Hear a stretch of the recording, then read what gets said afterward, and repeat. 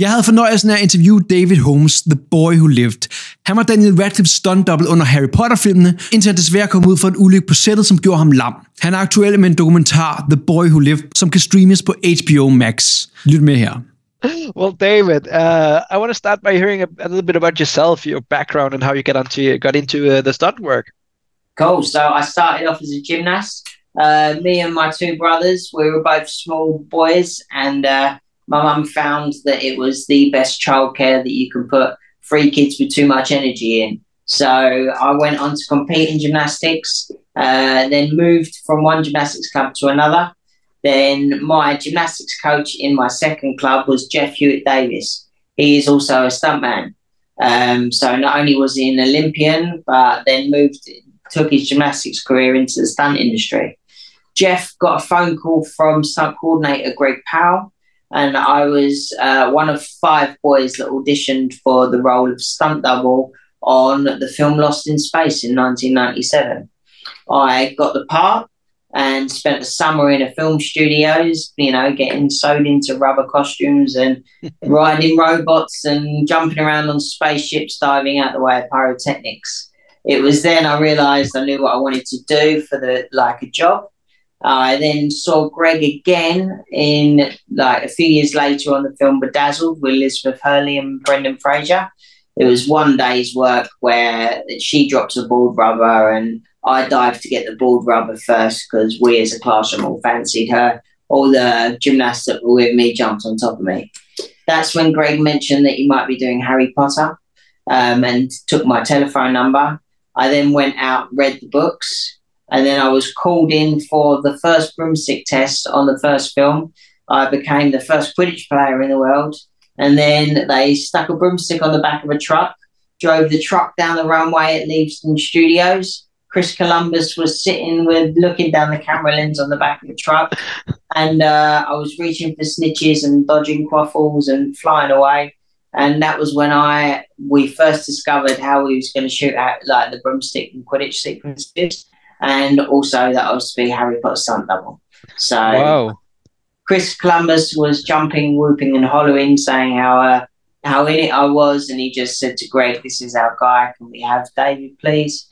So that's how I secured my job. And it turns out you can't get a load of kids to jump out of an aeroplane with a broomstick between their legs. Uninsurable. So at least we found the safer way of doing it. So wind machines, broomsticks, and what you see is what you get on camera. Cool. How old were you at the time? 17. 17. So you were a stunt double for Daniel. How old was he at the time? 11, yeah. But I'm only 5'1", so I'm a little man. So, am I allowed to swear in this interview? Yeah, sure. Swear. Yeah, well, what Harry Potter means to a generation of children, well, Lord of the Rings means to me. As a small man, I fuck with hobbits. That's nice. Yeah, from then on, I got the job as Harry stunt double. And it wasn't just Harry that I was doubling on the early films. I'd done Harry, Ron, Hermione, Neville, Malfoy. Because of my size and they were all kids, I'd done stunts for all of them. It was first time you see me in Harry Potter. I'm actually in the Hermione wig underneath the bathroom stalls as the troll smashes through the bathroom stalls. So where there was all of the balsa wood detonators around us. So the special effects department rig up the stalls with some big dets, all balsa wood, and then they hit the bang and I'm lying there face down, hoping to not get a splinter up my backside. I was wondering with my colleagues whether you were forming relationships with the other stuntmen portraying Ron and Hermione. Turns out you were portraying all of them. I was doing all of them at the start, and then as the kids outgrew me. Thankfully, Daniel didn't. So he's still small. But I mean, Dan's 5'5", I'm 5'1.5". So towards the end of the films, I was wearing lifts in my trainers. But now all the other stunt department members stepped up, and we got a female stunt double for Emma Watson, and then Ron Weasley, and Rupert's much bigger than Dan. Yeah. So not only was I his stunt double, but I was his PE teacher. So a good stunt double helps build on the physicality of the actor that they're doubling. They would run through fight routines on a usual film. So Dan would come to me in the stunt department, and we would shut the stunt stores, and I would let him be a kid, bounce on trampolines and jump off of port cabins, do all the things that would give an insurance company an absolute fame. So we built our relationship up from there. And yeah, as the books were coming out, Dan was able to read the books and see this acting that he was to perform. But I was reading the books and reading the stunts that I'll be able to perform. So very, very cool, very unique, very individual like treat that only I got to do. So yeah, there's a book on my bookshelf just behind my shoulder right now, and it's still got all of the little post-it notes where I highlighted a stunt that was to perform by either myself or another character. So that was my own stunt breakdown when I was reading them. What were some of the stunts you were looking most forward to when you were reading the books?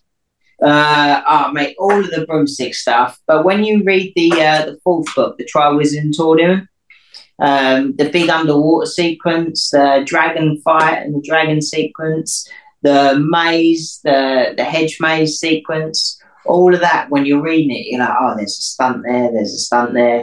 So, yeah, brilliant, wicked fun. And I spent 4 months underwater with webbed feet on, webbed hands on, in Europe's largest underwater tank. So by the end of it, I was as fit as a human being could be, because swimming every day for 10 hours a day.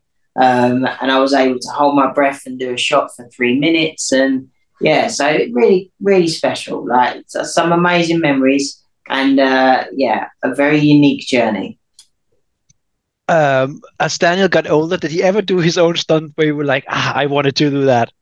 Yeah, of course. Yeah. I mean, because I built on his physicality from a young age, we were confident, and I was confident to rehearse the stunt for him and then him perform it himself. So you see the sequence on Harry Potter 3, where the Whomping Willow smacks Harry and Hermione and they fly and land. Well, Dan and Emma actually performed that stunt themselves. And that was because Emma had dance teaching, so I knew that she would be able to take a landing safe, and Daniel had been taught by me. So, yeah, it was building on their physical abilities to know that we can ask them to perform their own stunts. And even in the first film, it's not actually on camera, but Ron actually done a thing called a fan descender. So he was descending on a wire and he landed into that plant, you know, the plant that tries to eat them all before they go in towards the chamber of secrets. Yeah.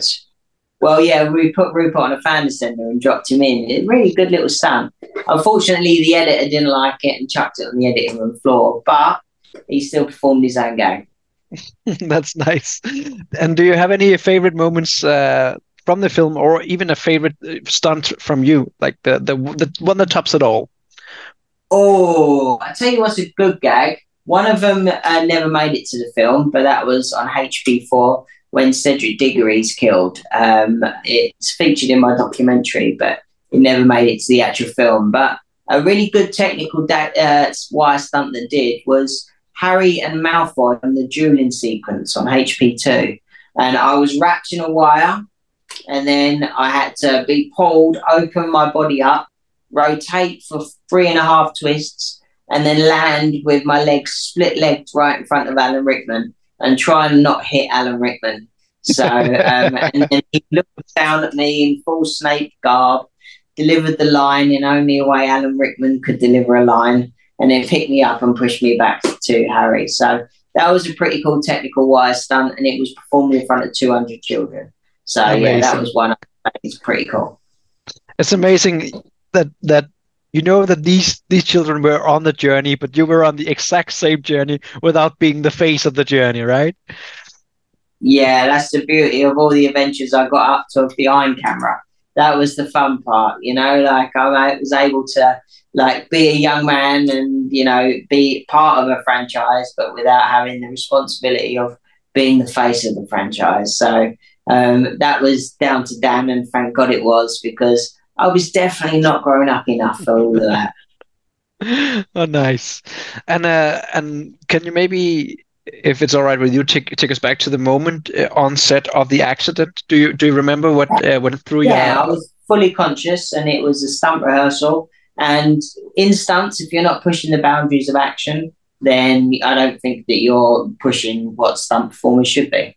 It had been a wire stunt I'd done loads of times before. One of those freak accidents, and unfortunately, I dislocated my spinal cord, winded myself, and landed. Kept full consciousness, and knew that I'd broken my neck. So it was, and it is hard to, think about it. And I don't try and go into all too much detail because I don't like to focus on the worst day of my life. I try and build on the best days and still hope for more best days. But it was one of those, stunt performances shouldn't go to work. No stunt performer should go to work without understanding the risks of the job. Now, I didn't expect the accident to be as intense as it is. Obviously, a few broken bones on the journey. I had a few of those.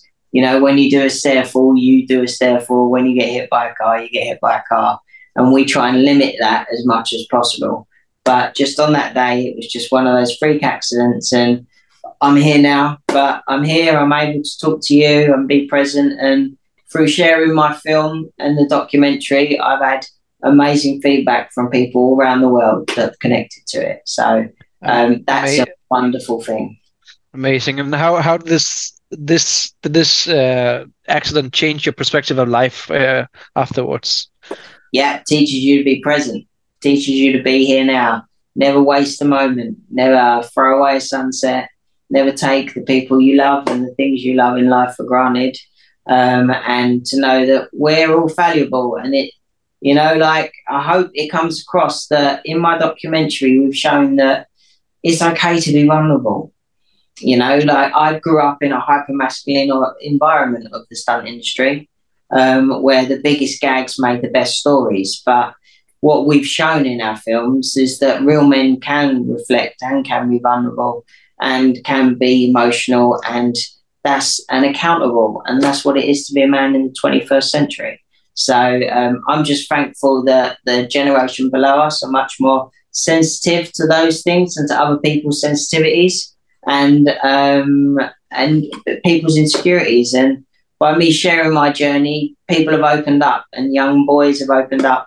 And instead of YouTube stars teaching boys how to live, hopefully they can see from my journey that what it is to be a man is to be accountable, to hold yourself accountable.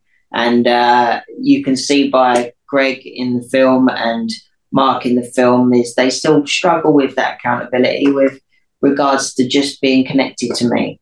So, it's hopefully, fingers crossed, it leaves a lasting impression on people of all ages that life's ultimately not kind. You're given a gift and it can take things away. I learned that lesson at 25. And if my story can share that perspective with people, then it's done a good job. Amazing. And that's also the thing you want people to take away from your documentary, right? Yeah, just to know that life's hard, man. It ain't all roses, is it? We all went through a pandemic together. We know what it's like to have things taken away from us. And to just know that if you can get through the tough times and through you find out who you are when you're in the trenches. Let's hope the world gets a bit better and a more positive place so that no one actually finds themselves in any more trenches, but real trenches. But right now we need some positive stories out there, don't we? Right.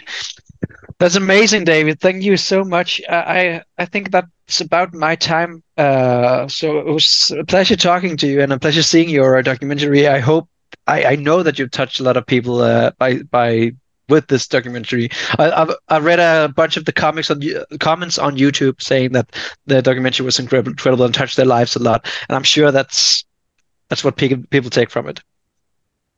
Good, nice. Well, I hope your readers or listeners, whoever's tuning into whatever format you release this on, can take some positives from it. And just be thankful for the life that we've got, right? Yeah. If you ever feel unlucky, just Google what the odds are to be alive right now. You can't even write that number. in your lifetime. There's not enough time in your life to write that many zeros. So, just be, we're here now. We're all monkeys on a rock spinning through space. Just be thankful that we can, right? Yeah, thank you so much, David. That's a nice note to end this interview on. We're monkeys on a rock floating through space. I'll take that with me. Thank you very much. Absolutely. Cheers, Martin. All the best. Yeah, cheers, Thanks, David. Bye bye.